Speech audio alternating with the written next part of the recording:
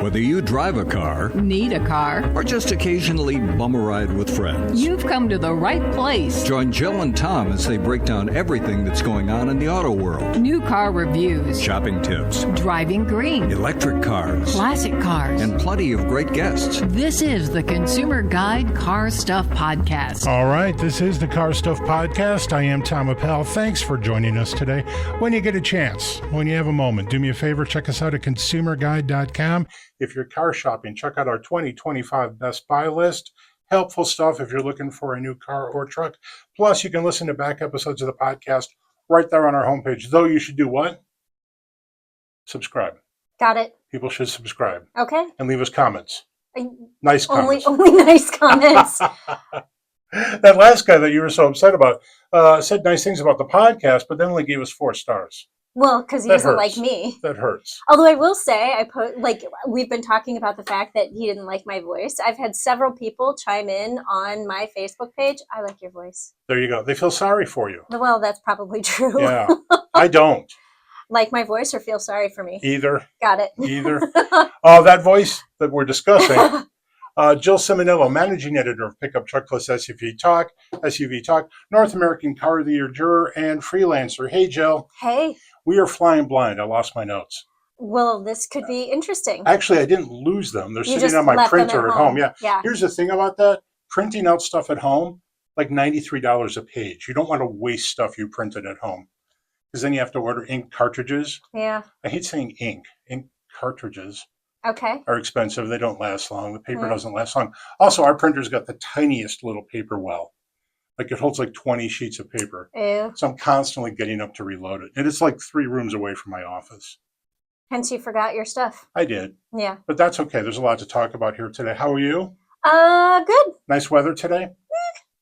I got into, we don't have to talk about this car today, but I just want to touch on it because we've talked about it in the past. I'm in the Lincoln Nautilus. Okay.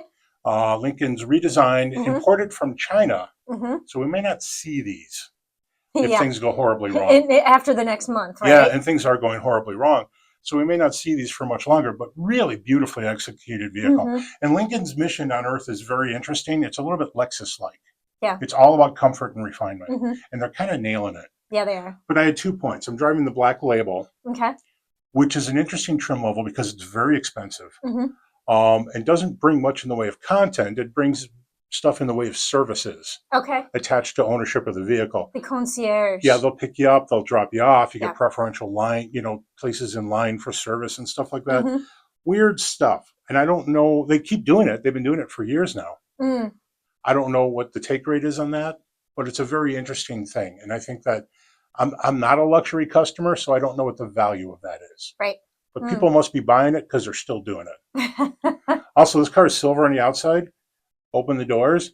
Beautiful burnt red leather upholstery. Yeah. It's really cool looking, like old school German. Yeah. Digging it. Yeah. No, I love the Nautilus. I have no bad things to say. Yeah. I have one weird thing to say. Okay. And this would only be a thing to me, maybe to you. Okay. But people newer to driving or younger who don't care, it sounds like a 2-liter engine. Like this is the thing you would expect to have a big beefy V6, maybe even a small V8 in the old school days, and it doesn't. But the power delivery is there. Yeah. It just kind of sounds, a little bit whiny. Wimpy, wimpy, wimpy. A little bit, and it's not. It's quick. Okay. All right, that's all I got there. We have Tesla sales numbers. Yes. Finally, for January. Tesla registration numbers. Yes, thank you. Exactly. We have registration numbers. They come by S&P Global. Okay. S&P Global Mobility put these numbers out first. And here's the deal. Tesla sales are indeed down in January. And at first, when I say the number, you're not going to think they're down a lot. Unless you've seen the numbers. Is it down year over year or just month? January over January. Okay. Yes, year over year. Okay. Down 11%, which doesn't sound like a big hit. It's a big deal in the auto business. Yeah. But here's the deal. All of America down 14%. I'm sorry, up 14% for EVs. So Tesla down 11, America up 14. But here's the big number. This is because Tesla still has some big market share. Mm-hmm. If you take Tesla out of the equation, EV sales were up 44% in January. So, yeah, things are going the wrong way. Ouch. Now, a lot of that is people rushing out to buy an EV because they're worried that the tax credit's going to go away. Which they're probably not wrong. People should be worried that the tax credits are going away. I don't know where that bill is at, but a bill was introduced. Mm-hmm. It's in Congress. I don't know where it's at. I haven't heard anything lately, but that may go away. Yep. The only reason it wouldn't go away is if Elon Musk decides that he needs it. Right. And he may. He may. Because things get worse for Tesla. Yeah. You've probably seen the story that came up over the weekend, and it's bad news for Tesla, and it's embarrassing, but body parts are flying off the car on the highway. Ugh. So there's a 9-foot trim piece that starts at the hood, goes up around the doors. Are you talking about Cybertruck? Or? Cybertruck, yes. Okay. Did I not say that? I'm sorry. Cybertruck. If you said it, I missed it. No. And people are kind of misinterpreting what's happening here, but body parts are flying off the car. Also, the grill, which isn't a grill, there's no slots in it, but what would normally be the grill, also falling off the car. So people are making fun of Tesla for using adhesives to attach these things to the car. But in fact, industrial adhesives have been around for a long, long time. And I think Honda uses it for the roof of the Accord, for example. So it's not the adhesives being used, it's that they're being used probably wrong. So that's a little embarrassing. Well, yeah. I mean, there's so much I could say to that, and I'm just not gonna. Yeah, so that's that story. What has happened as a result of this, according to message boards, Tesla hasn't commented publicly on this, but according to message boards, people in line for a Cybertruck are having their orders canceled. I guess until Tesla fixes this, but we don't know. Right. They've just been told that the orders have been canceled. I'm surprised there are people who are still in line for a Cybertruck. I'm sure yes, it is surprising. There's a market for everything, but yes, it's still surprising. There is, but just a line, people in line. That's the thing that's getting me. I don't know exactly what the draw of the Cybertruck is, apart from the fact that it's so in your face and obnoxious. Well, it's just different.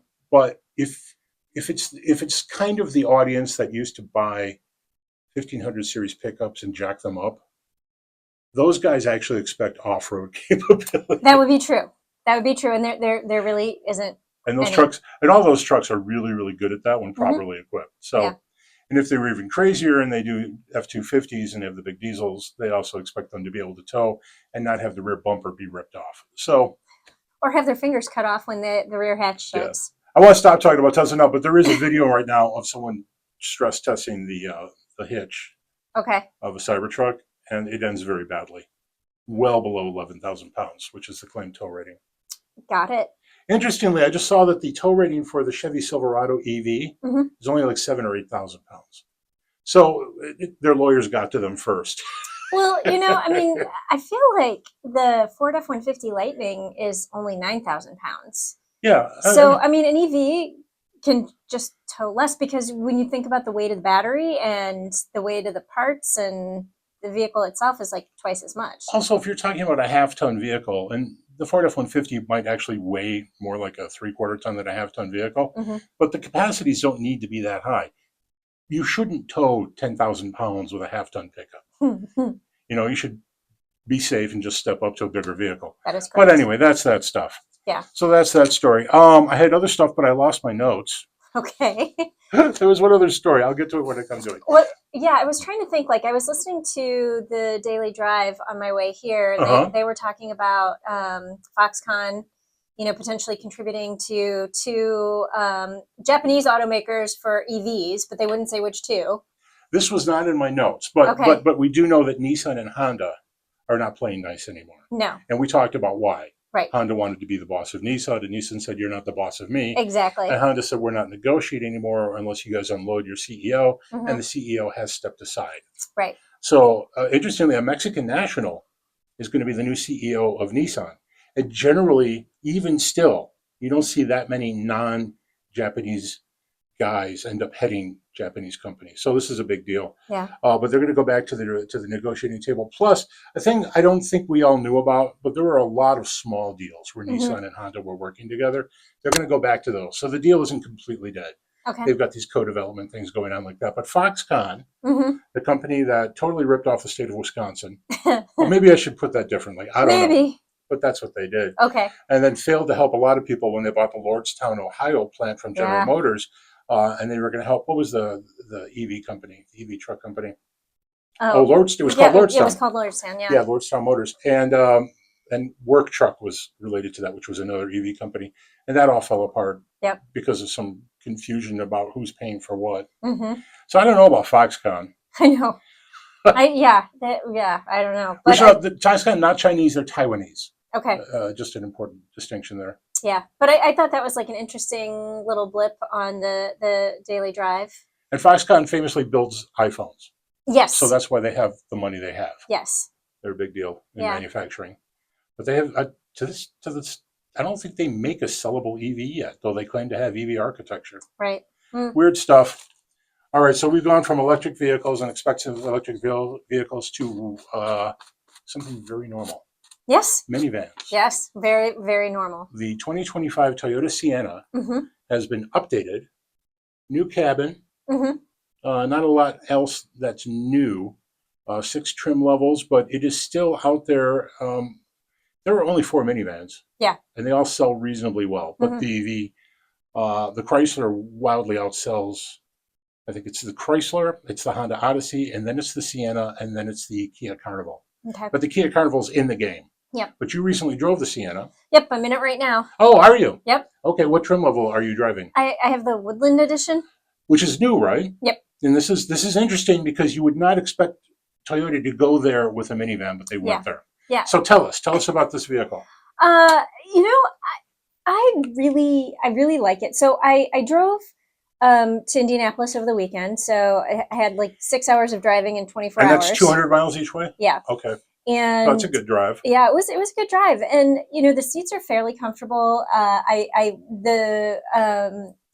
paired my phone wirelessly to Apple CarPlay, and, that worked reasonably well. I will say I noticed. What didn't work? Today. Oh. That weirdly, when I got into the vehicle, I was like going to the gym this morning, and I got into the vehicle, and it's like, your phone is not paired. And I was like, yes, it is. And, and then like, it was like, retry. Oh, I thought this was a Tom problem. No, apparently it's now it's a Toyota problem. But I've never had this happen in any Toyota vehicles, other than the Tundra when it first came out, and the system was a little bit glitchy. Let me have a side conversation real quick. Okay. I think the world is inundated with crazy Bluetooth everywhere now. Yeah. And I think it's harder and harder to get a clear signal. I'm back. Yeah, and you're back. Okay. It could be. I was sitting in my garage and there was no Bluetooth around me. I have this problem in my driveway. Yeah, but there was nothing really around me, and so it was just a weird problem to have. And I hadn't had the problem in pretty much any other Toyota vehicle in the last couple of years. And I have. It just happened. Like I went a week and it was fine. And then all of a sudden it was like, bam, problem. Yeah. So that was a little bit weird. But big screen, the Apple CarPlay fills it out really well. So in my notes that I lost, the big screen thing is funny. 12.3 inch on every trim level, but base LE. Mm-hmm. That gets a little 8 inch. The cost difference between those screens is nominal, right? But makers have to defend price points, right? So if you're going to get the base model, you're going to get an 8 inch. You're going to get yeah.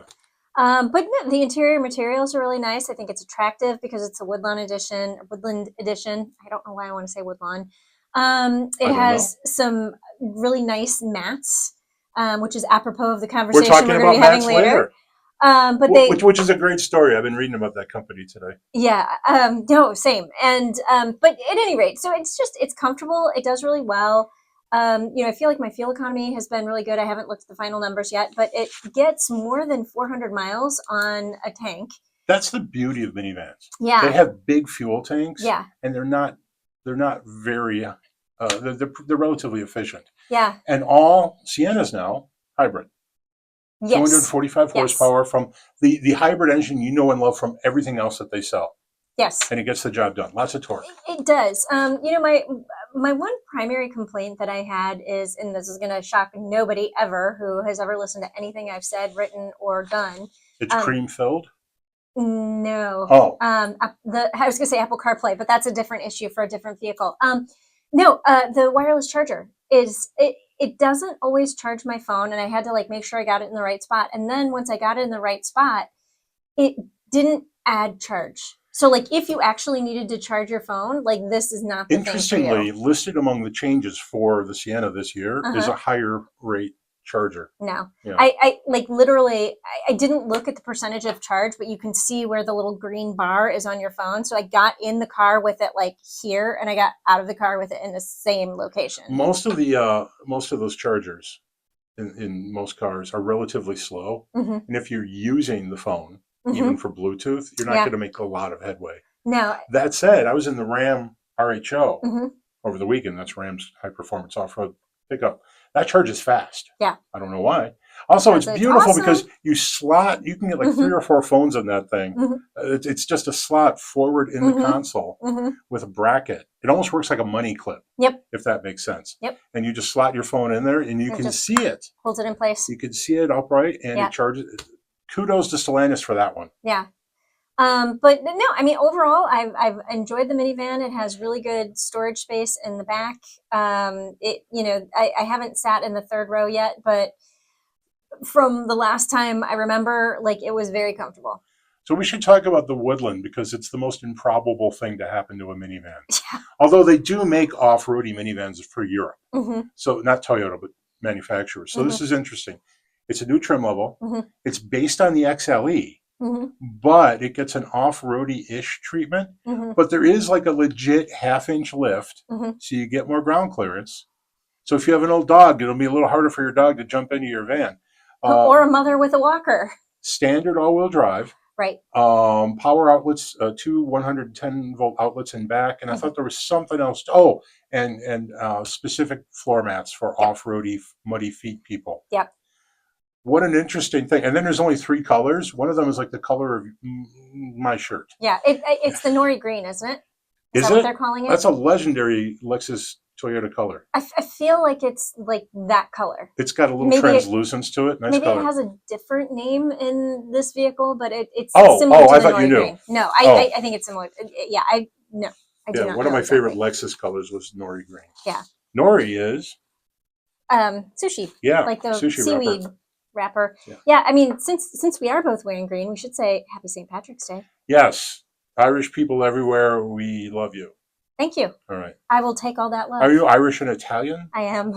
Wow. I know my mom's Irish. My dad was Italian. How does anyone deal with you? I don't know. I could ask you that question because you deal with me every week. One of the funniest things, if we're just going to talk about completely unrelated things, Patty Vasquez hosts a radio show here in Chicago on WCPT, is half Mexican and half Irish, and is somehow not Catholic. I'm just throwing that out. She was raised Mormon. Statistical improbability. That is intriguing. Yeah. That is very. I am in fact Catholic. Of course. Yeah, and the reason why I went to Indianapolis this weekend was to take my mom to church. What a good daughter am I? I guess good. Yeah. All right, let's get back to the Sienna. Okay. But Sienna, one of the rare minivans, the Chrysler is available with all-wheel drive or hybrid. You can get all-wheel drive and hybrid on the Sienna. Yes. Which is pretty cool. And you can now get a hybrid Carnival. In fact, I have one coming next week.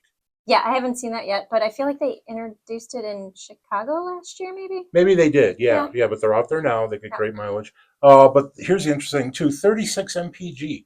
That's the EPA number on an or 35 with all-wheel drive, which is, that's pretty good for a minivan.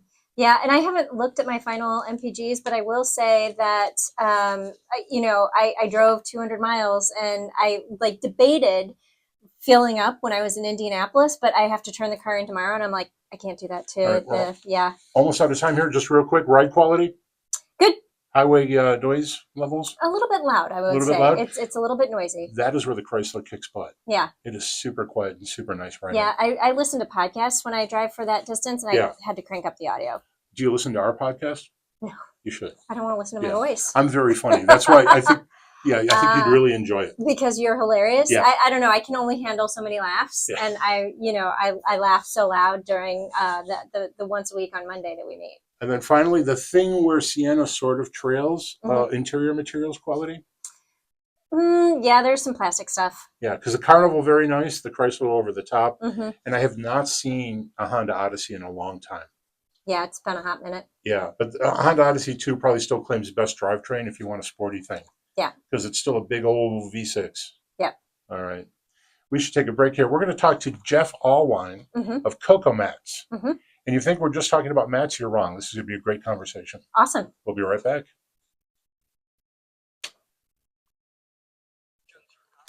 So he's got the funny story about in 1996 he ordered a shirt. Yeah. But what he got was a package full of Indian cocoa fiber. Yeah. That's funny. No, I thought that was interesting. I know Deb has sent us high-res images. I haven't had the time to download them yet because I haven't been on my computer. They look extraordinarily high quality. Okay. And the reviews are spectacular. Okay. So I am happy to be having this conversation. Awesome. Yeah, I mean, it seemed really interesting. And, when Deb was talking to me about it, so I was like, you know what, let's have the conversation. So cool. Yeah. Oh. I had to rewrite the quiz. I will I'm not going to look at your bad handwriting. I don't think you'll make it. I don't have answers on it. Okay. See, what you should do is write the quiz and then email it to yourself. And then if you forget your notes. Yes, I should. You would have, you should just email your notes to yourself every week. Yeah, I'm just going to put that out there. Right here. Yes, I should. That is going to be my piece of knowledge for the day for you. I do like, though, it doesn't help me now. Oh, I did write down my Sienna notes. Too late. I see you've got pricing neatly on there. We didn't talk about pricing. It starts cheaper than, Robert.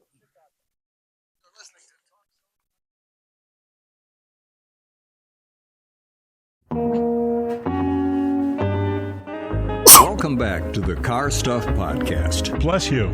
Thank you. I just sneezed. We just missed that sneeze. I know. So I had to call it out. I didn't want to lose it. You'll catch it on the video. Yeah. This is the Car Stuff Podcast. I'm Tom. She's Jill. Tell us about the video real quick.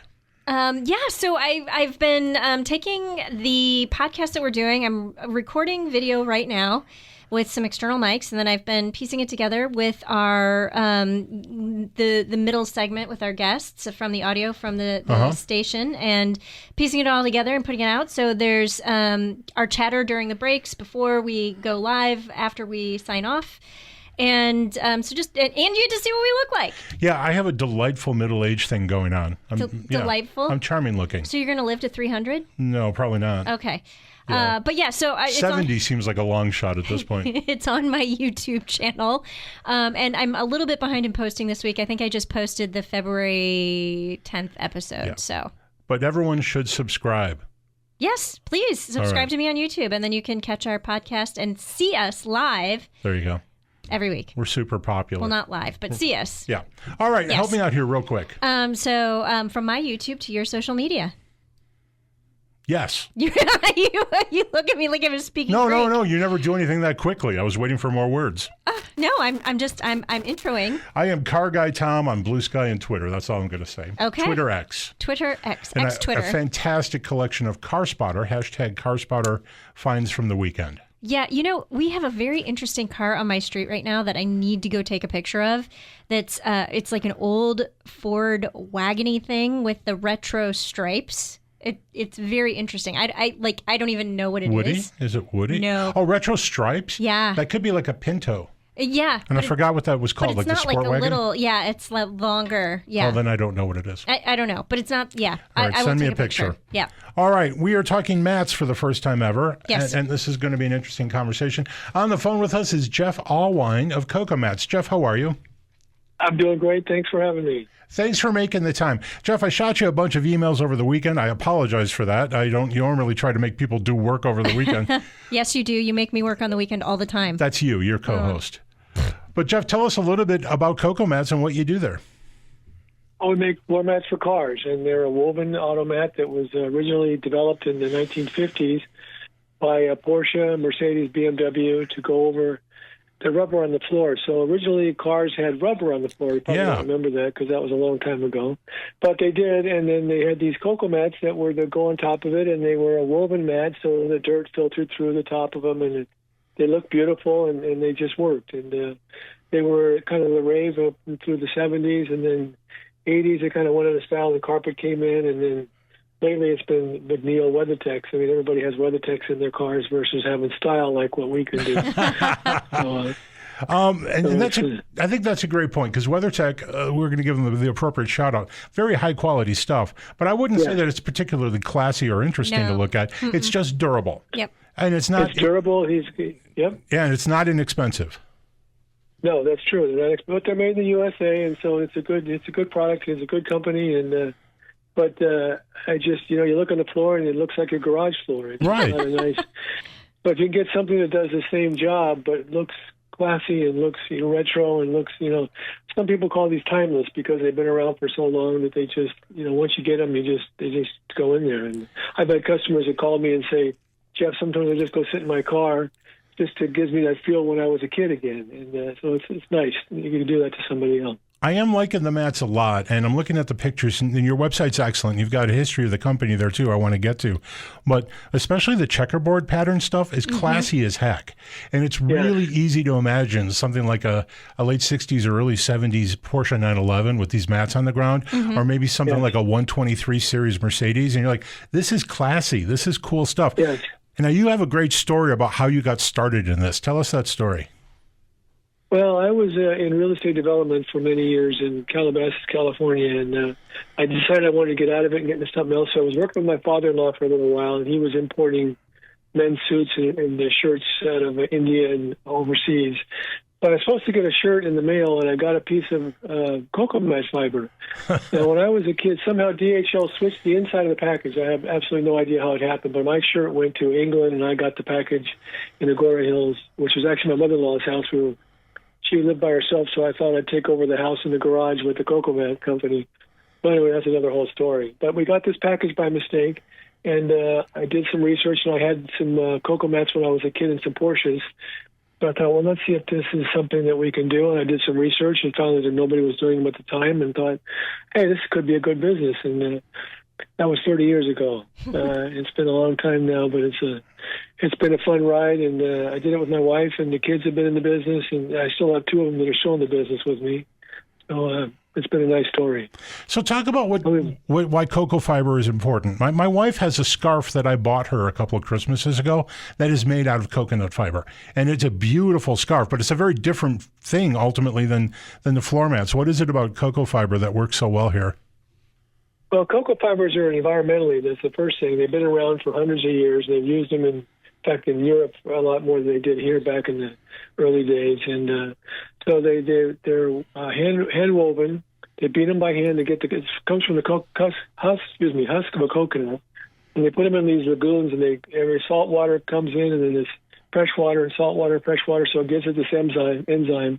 And then they beat them get the husks out, and they spin them into yarn, and then weave them into, in our case, they weave them into mats. And it's just a nice, durable, for the floor of a car. It was, at the time, it was fantastic, and it still is. And that's how they're made. Yeah, these applications look good. And I'm looking at the pictures on your website, and I noticed that, and I had a question for you about this. You guys do a lot for classic cars, and then you're doing new cars as well. Are you catering more to classic car owners or to new car owners?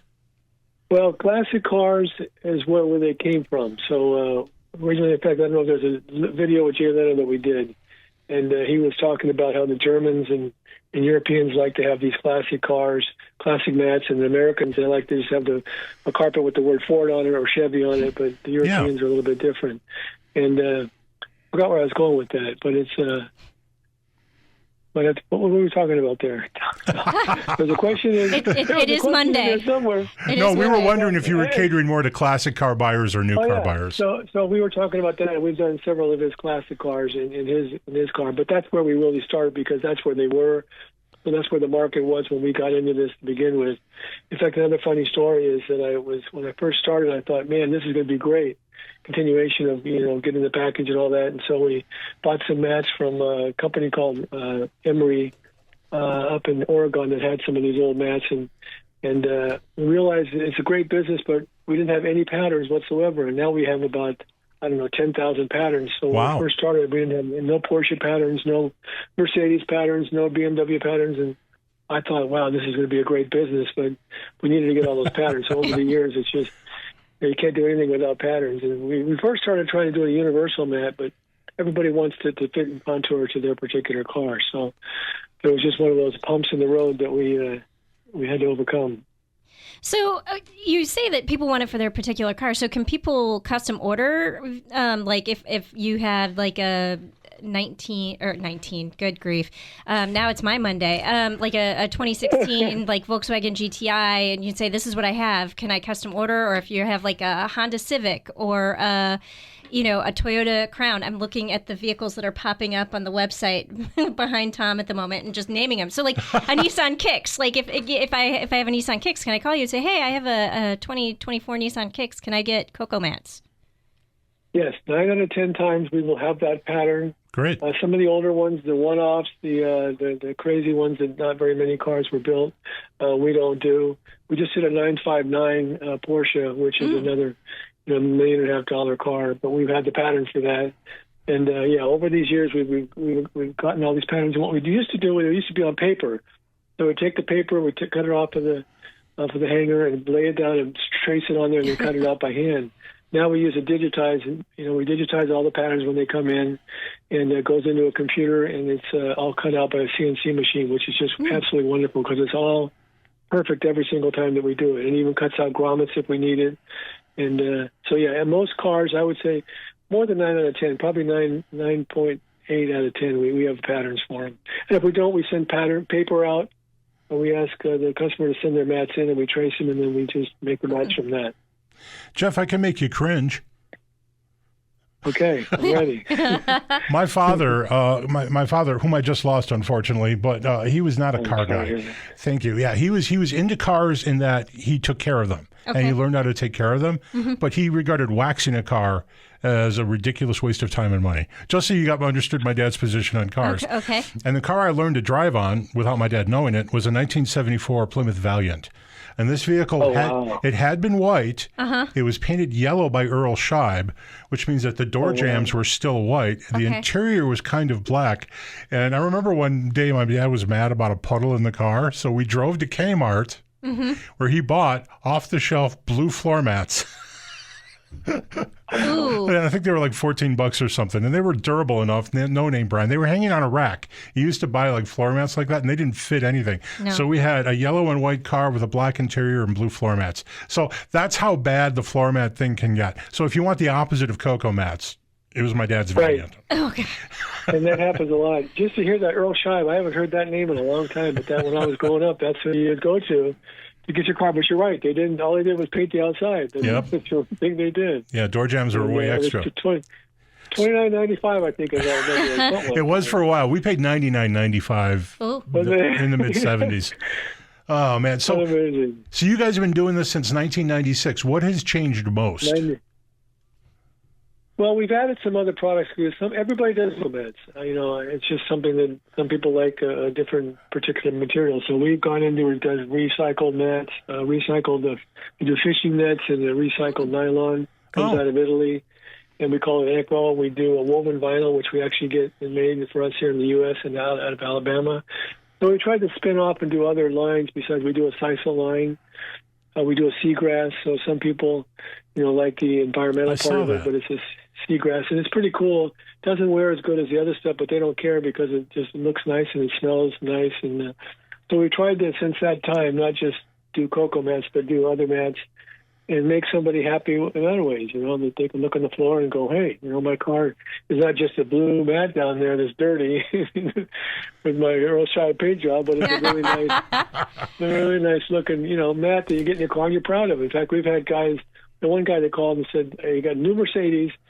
And the guy came up to his car and he said, hey, where'd you get the mats? Not, hey, where'd you get this fantastic car, but where'd you get those mats in your car? So that gives us a kick, too, as well. So I noticed put a lot of happy faces.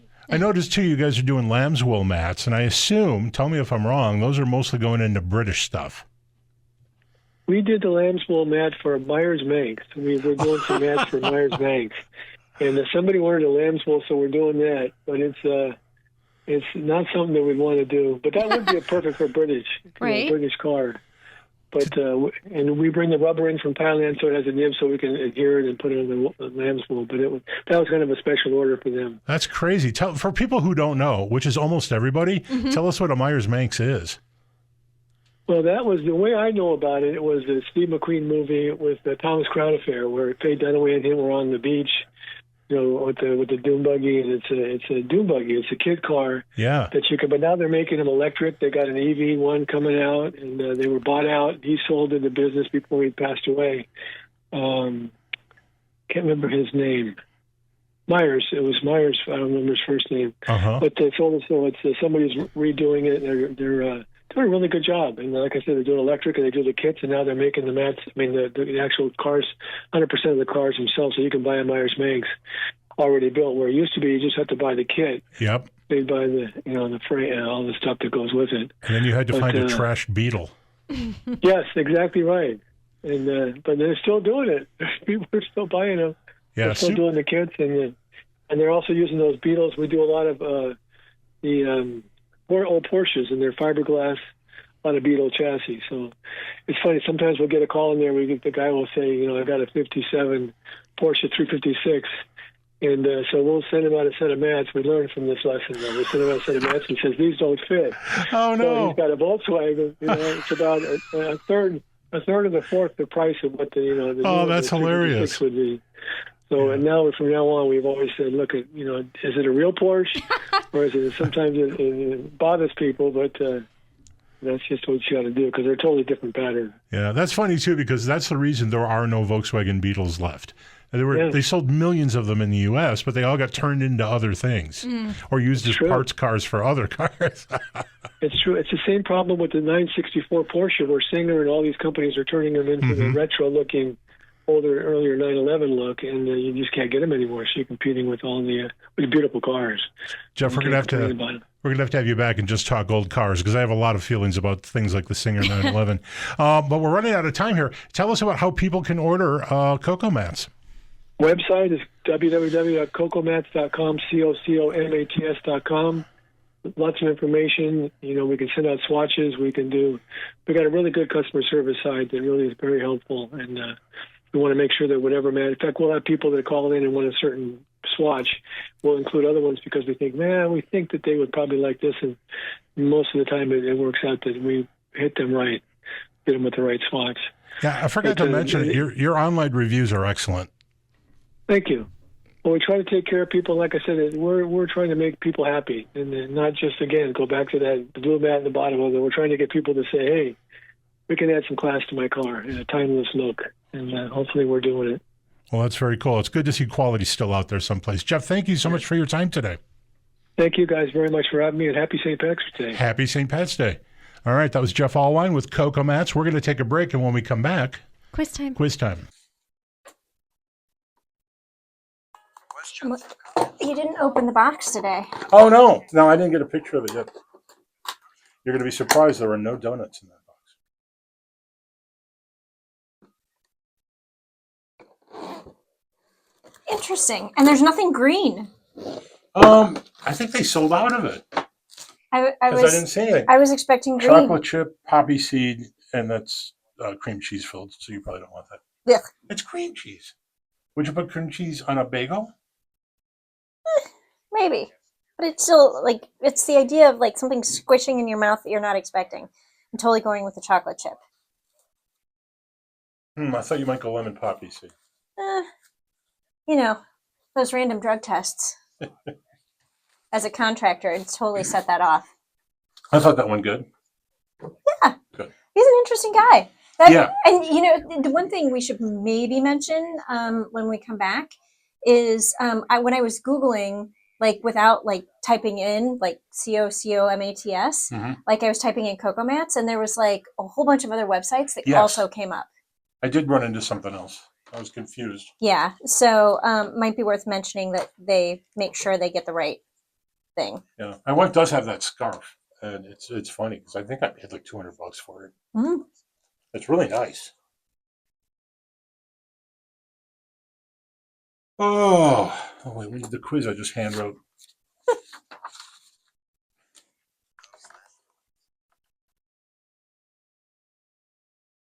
I don't know how I feel about no donuts.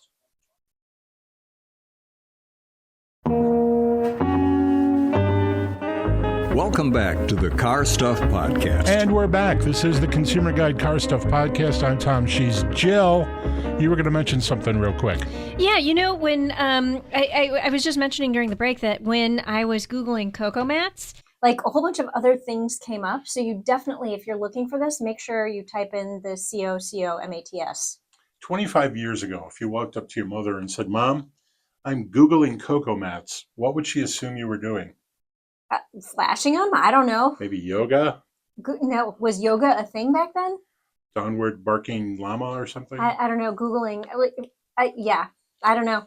We're going to get to the quiz in a second. I forgot my notes, as I mentioned earlier, so I have recreated the quiz from memory during commercial breaks. So this should be interesting. It should be interesting. No, actually, I think I got it. Okay. All right. You're on social media. I've heard. I am. And so, heard and heard. And heard and heard and heard. So in addition to the YouTube channel that I mentioned earlier, I'm also on TikTok, Instagram, Facebook, LinkedIn, Threads, Blue Sky, X Twitter. I'm on, as I like to say, all the things. And you can find me at Jill Ciminillo or using the hashtag #CarDuJour. I've even downloaded Red Note and Lemon 8, although I don't understand either of those very much, so I don't post there very often. The single social media phenomena that interests me remotely and I need to look into is Reddit. Yeah. Because it invites conversation. It does. A lot of it's very bad. Yeah, and but yet there is, the conversation is more related. It's not just like you post a picture of a Ford and then someone posts Fords suck. Yeah. Which gets old pretty quickly. Yeah, and I like every 7 years or so, Fords don't suck, by the way. I dip into Reddit and I'm like, yeah, I still don't see I don't see the use case of it for me. What I don't see is the continuity I want. Like a question will be asked. Yeah. And then it'll be answered once or twice, and then all of a sudden it appears that a different question is being answered after it, and I'm very confused. And if the question is answered, it might not be the right answer. Oh yeah, there's no guarantee. So I just but Google AI is just as bad. Oh, well, nearly and as bad. Google AI is eating up Reddit. Like when we talk about the Google unhelpful content update that happened a couple of years ago that basically subverted like small publishers' content. And but what it did is it like elevated Reddit and Quora and forums and things like that, user-generated content, and it makes terrible logic flaws too. Yeah. If someone just looks up 1979 Pontiac Trans Am specs, you will get an AI cloud there at the top. Yep. And it is mostly wrong. It knows that there was an engine that was 6.6 liters, but it interchanges. There were two different engines. One was a 400, one was a 403. Very different beasts. Yeah. And it gets them wrong. Yeah. And if you didn't know, you wouldn't walk away smarter. Yeah. When it's really funny because I posted a video on the Kia Telluride on my TikTok channel last week and talked about how it didn't have wireless Apple CarPlay. And I was in one of the top line trims and somebody commented, well, Google says all trims of the Kia Telluride have wireless Apple CarPlay. And I was like, Google is wrong. Dig deeper. I'm like, you're looking at the AI version because I Googled it then. And then I looked at the AI version and I was like, oh yeah, that's wrong. Well, the AI version also is it's just tragic theft of independent people posting stuff. Yeah. Because it'll grab your information and just use it. Yeah, without credit sometimes. Off to the side, it will show the links it used to pull that information. So you should actually click on those links and dig deeper and see if the information is correct. You could use Google AI incorrectly for the quiz today if you wanted. So you are telling me we are done talking about social media and you would like to move on to the quiz. That is exactly what I'm saying. Got it. Subtly. Right. You were very subtle about it. Today's quiz topic is, which is premium-er? Premium-er. Okay. I'm going to give you two models or two trim levels from the same model, from the same manufacturer. Okay. If they were sold at the same time, you just have to tell me which one was the more premium model. Okay. That's it. Okay. All right. I got 5 of them here. 5 questions plus the bonus question. Bonus question always related to the topic of the day. Got it. Which means it should be like Irish stuff. Maybe. It's not. Okay. Actually, you know what? Sort of. Okay. It's certainly not about donuts since you didn't bring donuts today. No. What do we got? Scones? Yeah. And a muffin. Wow, you seem disappointed. Wow, free snacks. There's no cinnamon. No, there isn't. I like cinnamon. Cinnamon scone would have been good. Number 1, are you ready? Mm-hmm. Pontiac. Mm-hmm. If these vehicles were sold at the same time, which one was the premium trim level? Mm-hmm. Catalina, Bonneville. Mm. Technically, those are separate models. Now, they were both Pontiac. So I'm like trying to understand the gist of the question. So they were both Pontiacs. Yes, they were. Sold at different times. Nope, sold at the same time. They would have overlapped. If I'm asking the question, they overlapped. Okay, so they overlapped. So they were sold on the same showroom. One of them would have cost a lot more than the other. I don't know what the Catalina is. I'm going to say Bonneville was more. Yes. Okay. Yes, the Catalina and the Bonneville. I'm just going to go to 1977 when GM redesigned its B-body big sedans and coupes. The Catalina was the base trim level, really base model, and the Bonneville, same car but upper trim level. You have 1 point. All right, basically same question. Impala Caprice.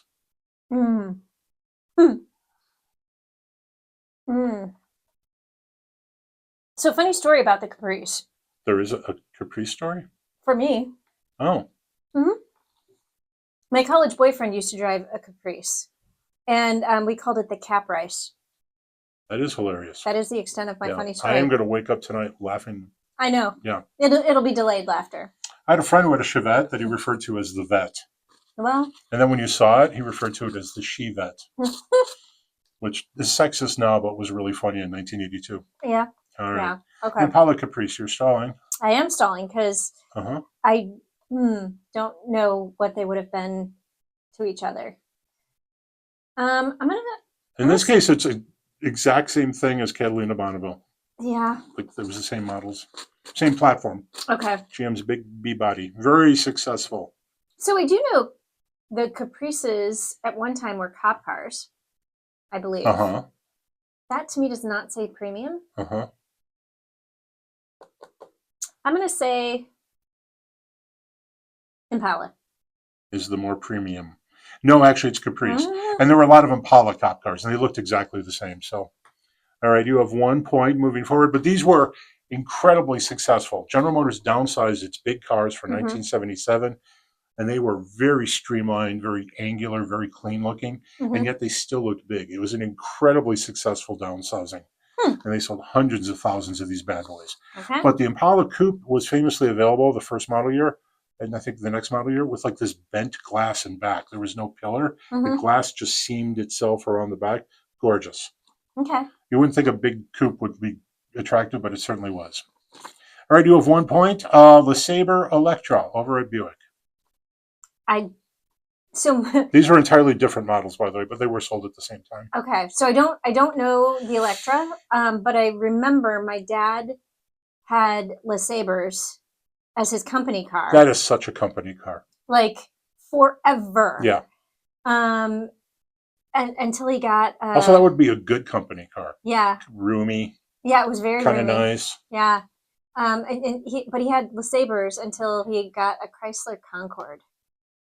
Oh. Yeah. Front drive, probably the LH. Okay. Yeah. But he loved the Buicks. You said Electra? LeSabre and Electra. I mean, Electra being the name that they were planning to bring back for their electric vehicles, though I don't know where that's at now. Right. Haven't heard anything about that in a while. Because I feel like the Park Avenue was above the LeSabre. So I would have to say LeSabre is more premium. No. And in fact, sometimes it was Park Avenue Electra. Okay. And later on, the Electra just became the Park Avenue. Okay. Yeah. LeSabre was on the B-body chassis in the 70s. Okay. And into the 80s, the Electra was the C-body, along with the Cadillac DeVille. All right, you're in trouble now. You need to get 2 of the next 3. Are you ready? LTD Crown Victoria. These are Fords, big Fords. I went all full size. Well, yeah, and I don't know what the LTD is. I know what the Crown Vic is, also a cop car. I don't know what the LTD is. Kind of replaced the Galaxy. I know that's helpful. Don't know what the Galaxy is. The Galaxy misspelled. Was it IE? Yeah. Things that make editors mad. The thing that's making me mad right now is the spelling of Zelensky's last name. Does it have 1 Y or 2 Ys? Yes. Yes. You want to go way off topic? Sure. Muammar Gaddafi. Okay. Someone once wrote to the Straight Dope, which was a column in the Chicago Reader, about Muammar Gaddafi's spelling of his own name. And there was like 30 different examples of it. And then one day he wrote a letter himself to like the White House, signed it himself, and it was a spelling no one had ever seen before. So Muammar Gaddafi. Got it. Dead and difficult to spell name. Yeah. Yeah. So LTD and Crown Vic. right. Galaxy is not in there at all. No. You know, I'm probably going to be wrong. But I'm going to go with Crown Vic based on the Caprice conversation. Yes. Ah! Yes. These cars came out for 1979, the same downsizing trend we were talking about. LTD was the car, and then Crown Vic was a premium trim level. It would later become its own model. So, all right, you have 2 points. Okay. You're in good shape. Finally, New Yorker or Newport? These were Chryslers, big Chryslers. I don't know what the Newport is. Yeah, so I knew what one of these cars was all the way through. Well, that's good. But didn't know what the other one is, so I don't know how to compare. These cars are from a very strange time when every Chrysler was a big car. Chrysler did not cave into building some compact or mid-sized cars, even during the gas crisis. So you said Newport? Do you know what the first small Chrysler was? That they called a small Chrysler? The Cordoba.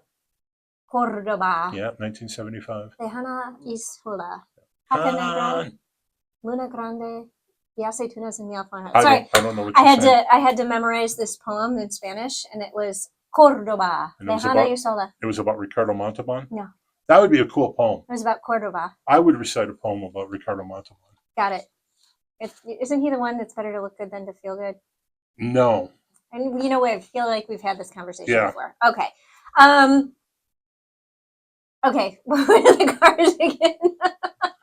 This episode is going. See, this is what happens when you lose your notes. New Yorker or Newport? I'm going to say New Yorker.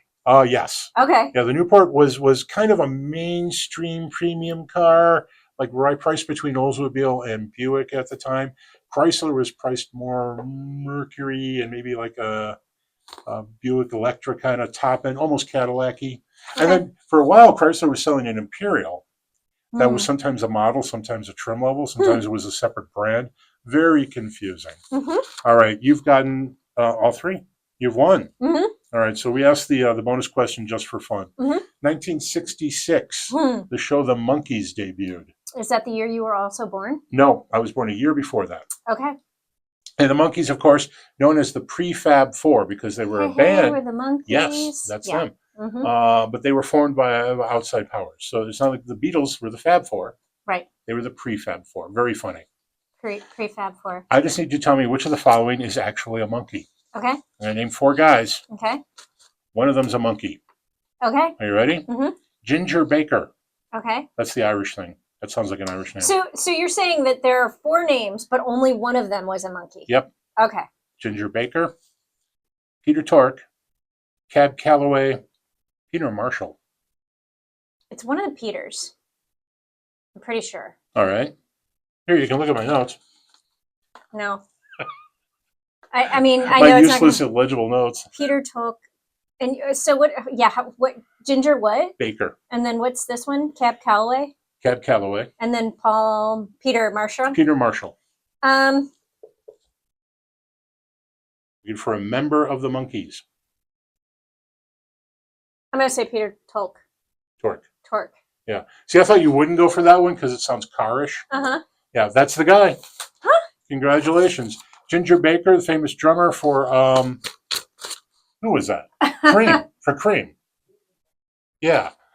Peter Tork was with the Monkees. Cab Calloway, legendary jazz musician from the Cotton Club age. Okay. And Peter Marshall was the host of Hollywood Squares. Okay, so another funny story. They used to play the Monkees on Nickelodeon as reruns. Yeah. Yeah. I find that show unwatchable. I loved it as a kid. The interesting, too, was the Monkey Mobile, relatively famous creation by Barris. Barris was a custom car guy. Okay. Often spelled custom car with a K, but that was a not to be confused with crazy, cars for kids with a K. Crazy 3-row convertible based on the Pontiac GTO. Okay. And I think that car, I don't know where it lives now, but it's very, very collectible. So, yeah, George Barris, famous for his custom creations. Got it. All right, there you go. Nice job. Oh, I can sign this for you. I'll do that here. Tom. There you go. I got 4, including the bonus. Yeah, and it looked bad. It looked like you were going to go bad. I have to keep things interesting. Because, just... We're probably coming up on a time where you should quiz me again. Because my record's 100%. You don't want that to stand. Have I ever quizzed you? Yeah, once. Okay. Got it. Yeah, just the one time. And I can't remember the circumstances. Was it was like April Fool's Day, I bet. Was that what it was? I think it probably was. All right. Mm-hmm. What's the Sadie Hawkins Day? Yeah. Yeah. And then you can ask me to go to Wendy's or something like that. Okay, I drink the Pepsi, you drink the electrolytes. Something like that. Mm-hmm. Oh man. So we got a couple minutes here left. I'm still lamenting the Tesla story. And one of the things, and I know we talked a little bit about this last week, but first of all vandalism is bad. Yes. But you are actually defeating the purpose of the green movement by setting Tesla charging stations on fire. But because the current administration has stopped funding the development of charging stations and unplugged charging stations on federal ground, right? We really need the Tesla network. Yeah, we do. Which has been opened up to other manufacturers. Right. And almost everyone's going to be using it because that's now the new agreed upon standard. Right. So you're not really helping anybody by setting a charging station on fire. Plus, you're making a lot of bad smoke. Yeah, you're so we don't need that. any more bad smoke. I mean, I tell you, I didn't have asthma until I moved to Chicago, and I'm convinced it's the pollution that is giving me issues. Is Chicago considered polluted? Yeah. Is it? Yeah. Like, I literally never read that. I mean, it's a city. It is a city. Like, cities are polluted. When I was a child, and when we used to talk about smog in L.A., Chicago had gotten away from electric buses. Okay. But there used to be, when I was young, buses in Chicago were powered by electricity that hung over the streets. And there used to be these things that would extend up to get to the electricity on the top, like scaffolding, but they went to diesel, and the diesels were obviously more mobile. They could go off the track, but they were filthy. Yeah. And they would take off. The problem with diesels too is when they start off right away, they kick up a bunch of smoke. And we don't talk enough about that word. And actually, this gets us to a topic I want to get to. But on Allwine, they recently talked about one of the tire makers measuring particulate that comes off of tires. And particulate isn't traditional pollution. It's literally small crap that ends up in the air. Right. And it makes it very hard to breathe. And particulate comes off of brakes, diesel engines, the black smoke you see. It's not necessarily poisonous generally, but it's black crap in the air you don't want to breathe. So, especially if you have asthma. But the big challenge now, especially as we go to electric cars, is particulate that comes off of tires. And tires do wear, and there was some number that was wrong. They said 3 million pounds. That seems low of tire particulate that ends up in the environment every year. That never seems very low to me, but it's still too much stuff to have flying off into the air. So tires are the next great, I think, environmental challenge. If cars go electric, they're much cleaner. Right. But electric cars do burn through tires more quickly. Yep. So a problem, a conundrum. Right. Well, and it's a hot topic right now outside of automotive industry to talk about microplastics. Yes. All of this is contributing to the fact that we now have microplastics in our liver.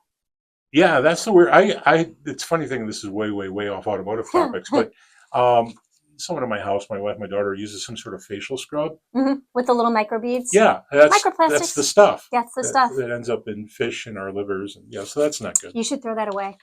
I haven't seen it in months. I have no idea. Maybe they have used that product and they are moving on to something else that is more environmentally friendly. But we are moving on, to your point, we are moving on to different things that can be done to make the environment healthier. And one of them will probably be stuff we can do for brakes, because brakes kick up a bunch of stuff you don't want to breathe, and tires. Yep. There you go. Okay. Guess what we did? I feel like we talked too much. We did, without my notes. Right? Well done. I did find some notes that I got to too late. Right. I could just mention this real quick. The Pacifica ranges in price from $45,000 to $62,000 base price, and the Sienna from $41,000 to $58,000. Okay. All right. Well, big thanks to Jeff Allwine of Coco Mats for joining us today. Thank you, Joe. Thanks to producer Randy and the good folks here at Talk Sound. Let's talk Zone. Yes. Talk Zone. Talk Zone. Let's talk more about cars again next week. Yes.